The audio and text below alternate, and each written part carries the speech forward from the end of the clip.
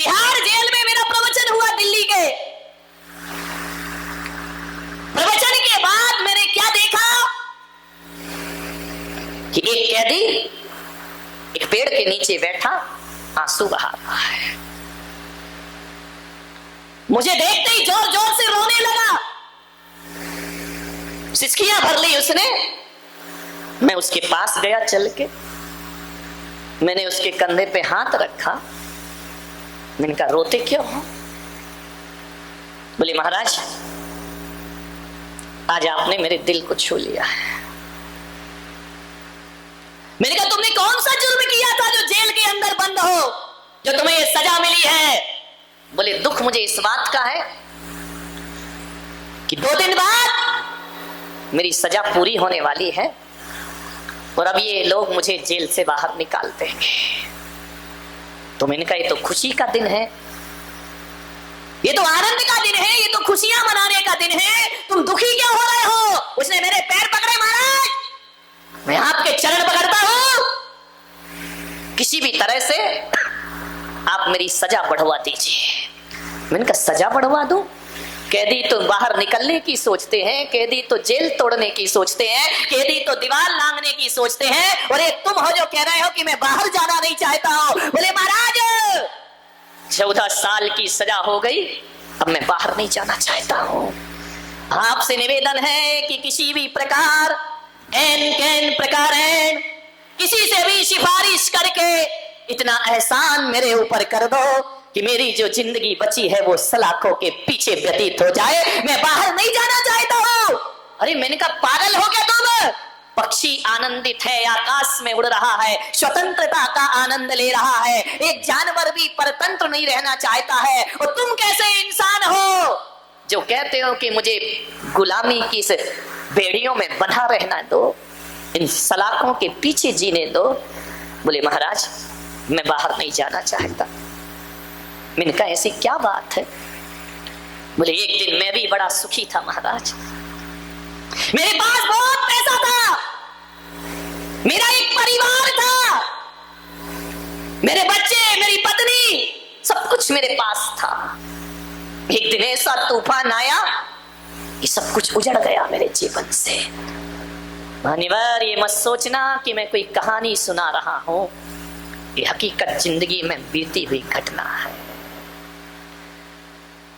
उसने कहा महाराज मैं गलत संगति में पड़ गया, गलत लोगों की दोस्ती में पड़ गया, पैसा था, अय्यासी करने लगा, मेरी संगति गलत हो गई। लोगों ने मुझे शराब पिलाना सिखा दिया, लोगों ने कहा कि पी लो यार शराब। मैं तो वो आदमी था जो रात में भोजन भी नहीं करता था, रात में पानी भी नहीं पीता था, लेकिन मेरी उठक बैठक ऐसे लोगों के साथ मिलना जुलना हो गया, उन लोगों ने धीरे धीरे मुझे शराब पिलाना सिखा दिया। जब मैं कहता कि मैं शराब नहीं पीऊंगा, मैं पीता नहीं हूं, तो लोग मुझे ताने मारते कि देश 21वीं सदी में पहुंच गया, ये दुनिया की फैशन है, ये दुनिया का स्टेटस है, ये दुनिया का स्टैंडर्ड है, पी ले बेटा। बहुत मुझे कह कह के मजबूर कर कर के पिला दिया। मैं आपसे निवेदन करना हूं बारामती वालों, जो तुम्हें गलत राह पर ले जाए वो दोस्त नहीं, जीवन का सबसे बड़ा दुश्मन हुआ करता है। और मैं आपसे इतना ही आग्रह करूंगा, युवाओं से निवेदन करूंगा कि जीवन में जब भी बुराइयां आती हैं तो माता पिता के द्वारा नहीं आती, जब भी जीवन में बुराइयां आती हैं तो दोस्तों के द्वारा जीवन में बुराइयां आती हैं। अरे दोस्त 2 तरह के होते हैं, एक वो है जो हमारे जीवन में दोस्त को लाते हैं, वही भी दोस्त हैं, और एक वो दोस्त होता है जो जीवन से दोषों को समाप्त कर दिया करता है, एक दोस्त वह भी हुआ करता है। ऐसी दोस्ती मत करना। आपसे निवेदन है यदि सच्चा और अच्छा दोस्त ना मिले, बिना दोस्त की जिंदगी गुजार देना, लेकिन गलत आदमी को अपने जीवन में कभी दोस्त मत बनाना। एक बात बताओ, आदमी सिगरेट पीना कब कौन सिखाता है उसको? Mummy papa? मैं तो कहता हूं कि जो बाप सिगरेट पीता है ना, वो भी चाहता है कि मेरा बेटा सिगरेट ना पिए, ध्यान रखना। एक शराबी भी चाहता है कि मेरा बेटा शराब ना पिए, एक नशा करने वाला भी यही चाहता है कि मेरा बेटा नशा नहीं करना चाहिए। यदि नशा अच्छी चीज होती तो एक शराबी अपने बेटे को शराबी बनाना क्यों नहीं चाहता है? उसको सिगरेट पिलाना क्यों नहीं चाहता है? सोचना है। ये बुरी चीजें, शराब बहुत खराब है मेरे भाई, ध्यान रखना। कौन सिखाता है ये शराब पीना? कौन सिखाता है ये सिगरेट हाथों में रखना? दोस्त सिखाते हैं, ध्यान रखना। न पत्नी से अवगुण आता है, न माँ बाप से आता है, न रिश्तेदारों से।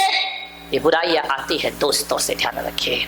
मैं आपसे निवेदन करता हूं, ऐसी संगति से दूर रहिए, क्योंकि जैसी संगति होती है वैसे आदमी की मति हुआ करती है, और जैसे दोस्त होते हैं वैसे ही उसका जीवन हुआ करता है। मैंने आपसे एक दिन और कहा था ना कि किसी आदमी के चरित्र को पहचानना है तो उसकी खानदान कभी मत देखना। किसी आदमी के चरित्र को पहचानना है, उसकी डिग्री मत देखना। किसी आदमी के चरित्र का परिचय लेना है, उसके रिश्तेदार मत देखना, उसका मकान मत देखना, उसकी दुकान मत देखना। आदमी का असली चरित्र यदि पता करना है तो उसके दोस्त देखना और उसके यार देखना, क्योंकि आदमी जैसा होगा वैसे ही दोस्तों की संगति पसंद करेगा। ध्यान रखिए मान्यवर, यदि आप अच्छे हैं, गलत दोस्तों की संगति आप पसंद नहीं कर सकते हैं। ध्यान रखिए, संगति पर विशेष ध्यान देना। ये दोस्त माल में तो साथ देते हैं, लेकिन मार में कोई भी साथ देने वाला नहीं है। उस आदमी से जो जेल का कैदी था, मैंने कहा देख, जब इन दोस्तों ने तुझे शराब पिलाई, जब तू गलत काम करता था, चार चार दोस्त तेरे आगे पीछे रहते थे, और जब तू पकड़ा गया तो आज सलाखों के भीतर अकेला आकर के बैठा हुआ है। कोई भी दोस्त तेरे साथ आने वाला नहीं। दोस्तों से सावधान, संगति से सावधान। किसके साथ उठ रहे हो, बैठ रहे हो, ध्यान रखिए, पूरा जीवन बर्बाद हो जाएगा।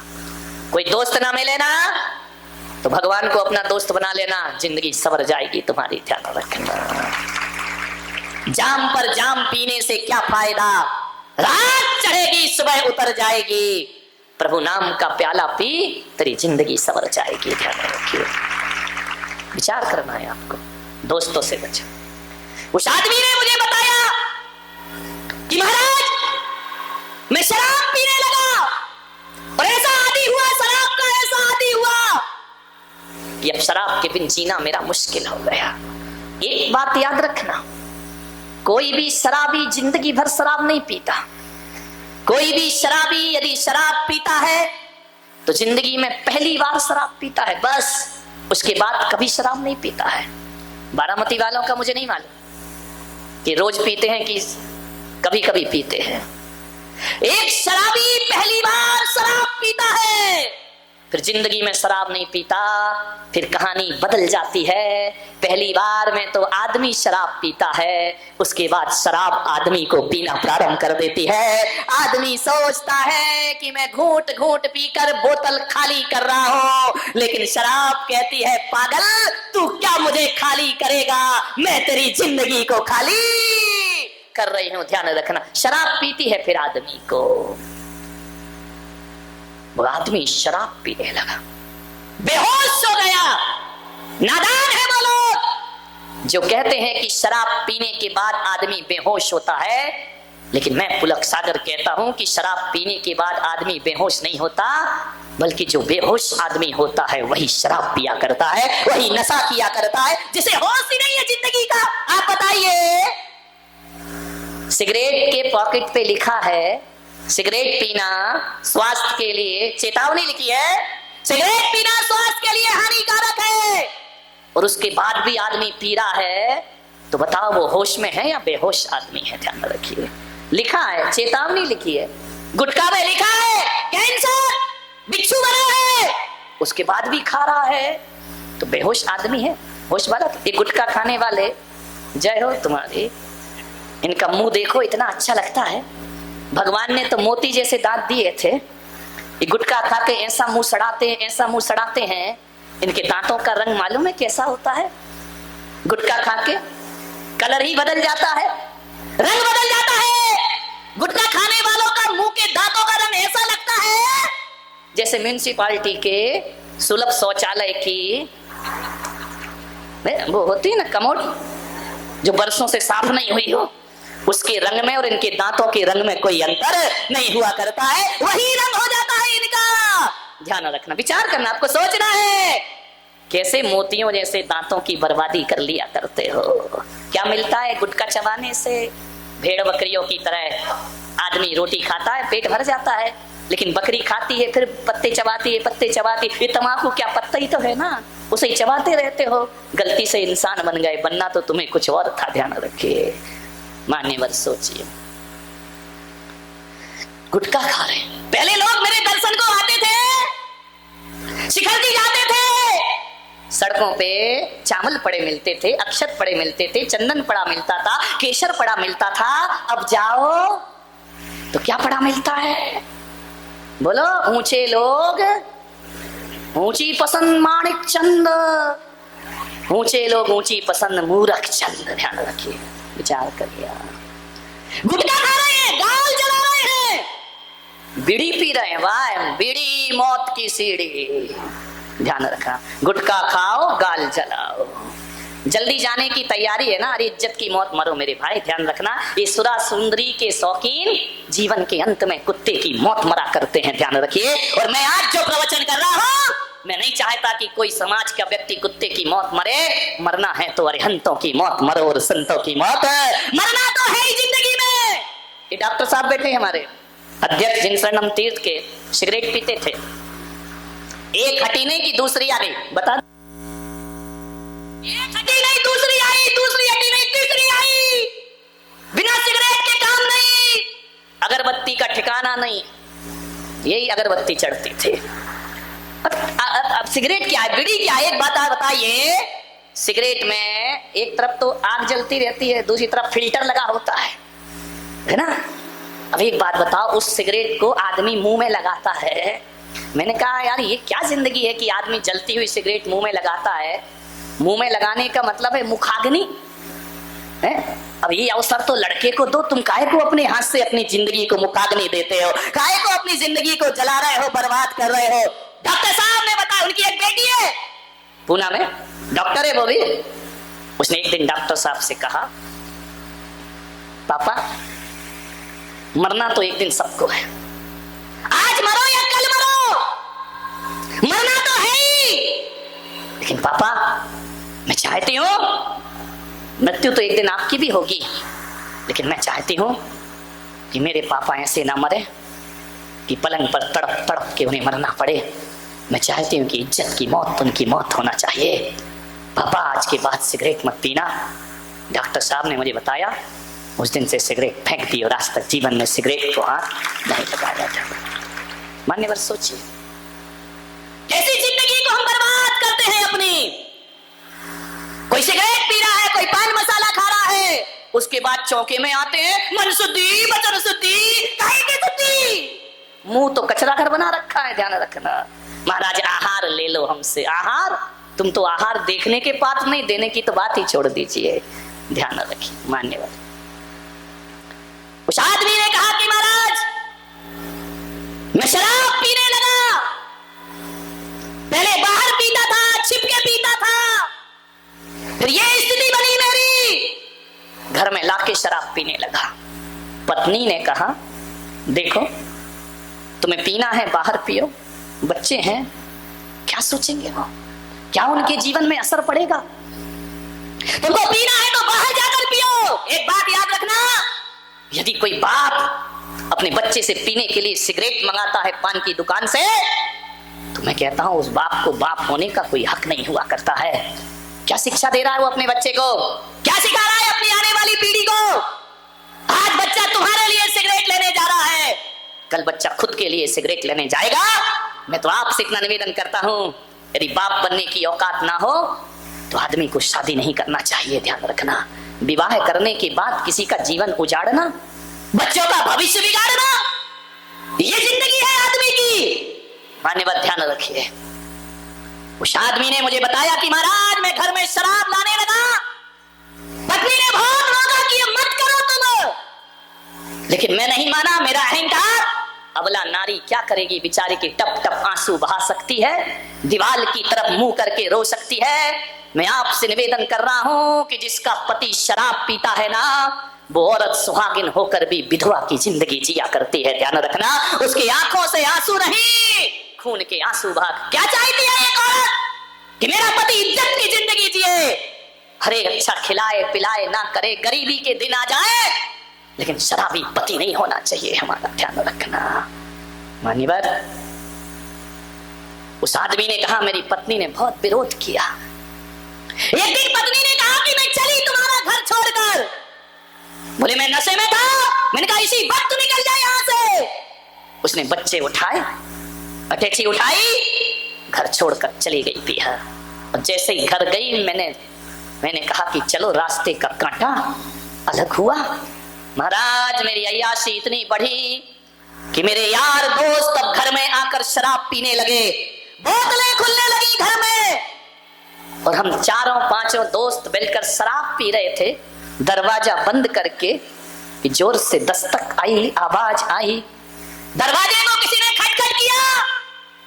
मैंने कहा कौन है? आवाज नहीं आई। दरवाजा खोल कर देखा तो मेरी पत्नी बच्चों को लिए खड़ी थी। मैंने कहा कि तू क्या लौट आई इस घर में वापिस? बोले मैं गई नहीं थी, मैं ये देख रही थी कि मेरे जाने के बाद तू मेरे मंदिर जैसे घर का क्या हाल करता है। जैसे ही पत्नी अंदर आई और उसने देखा कि टेबल पर बोतलें हैं, जाम रखे हुए हैं, उसने मेरे दोस्तों का अपमान किया कि तुमको शर्म नहीं आती है, किसी का घर जाकर उजाड़ते हो, मेरे घर को शराब खाना, निकल जाओ मेरे घर से बाहर, खबरदार जो आज के बाद इस घर की तरफ मुंह भी किया। मेरे दोस्त सिर झुकाकर निकल गए। मुझे इतना गुस्सा आया कि तूने मेरे दोस्तों का अपमान किया, उनके सामने बेइज्जती कर दी। मैंने पत्नी को एक चाटा मारा। पत्नी ने कहा तुम कुछ भी कर लो, मैं इस मंदिर जैसे घर में अपवित्र चीज नहीं आने दूंगी, चाहे कुछ भी कर लो। बहस इतनी बड़ी कि मैं नशे में था, मैं कुछ ना कर सका। एक लोहे की राड रखी थी, वह राड ली और मैंने पत्नी के माथे पर मार दी। जैसे ही मारी, खून का फव्वारा छूट गया। पत्नी चीख उठी, तड़प गई, तड़प के उसका वहीं प्राण अंत हो गए, वह मृत्यु को प्राप्त हो गए। बच्चे मुझे देख रहे हैं, पापा तुमने मेरी माँ को मार डाला, इस शराब ने इस घर में आग लगा दी, पुलिस आ गई, मुझे हिरासत में ले लिया गया, साल की सजा हुई मुझे। महाराज, मैं अपनी पत्नी का हत्यारा हूं। मैंने कहा हत्या की सजा प्राप्त कर ली तुमने, बच्चे मिलने आते हैं। बोले एक बार मैंने बच्चों को खबर भेजी कि मेरे बच्चों, मुझसे गलती हुई, मुझसे मिलने आओ। बच्चों ने जवाब भेजा कि जब माँ चली गई और तुम जेल में हो तो हम तो यतीम का जीवन जी रहे हैं, हम तो अनाथों का जीवन जी रहे हैं, और जब हमें पालने की औकात नहीं थी तो जन्म देने का हक किसने दिया था तुम्हें? आज तुमने हमारी जिंदगी दरदर में कर दी है। दोनों बच्चे मेरे छोटे 14 साल पहले। महाराज, उन बच्चों ने हमें संदेश भेजा कि जब हमें तुम्हारी जरूरत थी तब तो तुम जेल में जिंदगी गुजार रहे थे, जब हमें माँ की जरूरत थी तुमने हमसे माँ छीन ली। जाओ उनसे कहना हमें से बाप की औलाद कहलाना नहीं चाहते, जो हमारी माँ का हत्यारा हो और शराब पीता हो। जाओ, हमने खबर भेजी मिलने आओ, तो बच्चों ने कहा हमें से बाप को बाप का दर्जा नहीं देते हैं, हमने अपनी जिंदगी बना ली और ऐसे बाप को हम बाप कहने को तैयार नहीं हैं। हम बिना बाप की जिंदगी गुजार लेंगे, लेकिन तुम्हारे लिए हमारे घर में कोई स्थान नहीं है। ध्यान रखिए, औलाद देखना नहीं चाहती ऐसे बाप को। कौन देखना चाहेगी? जो उनकी माँ का हत्यारा बना हुआ हो। कोई जगह नहीं हमारी जिंदगी में। और जब हमसे कोई लिखवाता है, हम पढ़े लिखे, जब पूछा गया पिता का नाम क्या है, तो पिता का नाम बताने में हमें शर्म आती है, अनाथ कहलाने में हमें गर्व महसूस हुआ करता है कि हमारा कोई नहीं है। ध्यान रखिए महाराज, अब इस उम्र में मैं कहां जाऊंगा? बाहर निकलकर 14 साल में तो मैं सब कुछ भूल गया। मेरी गुजारिश है, आप मुझे इसी जेल में पड़ा रहने दीजिए।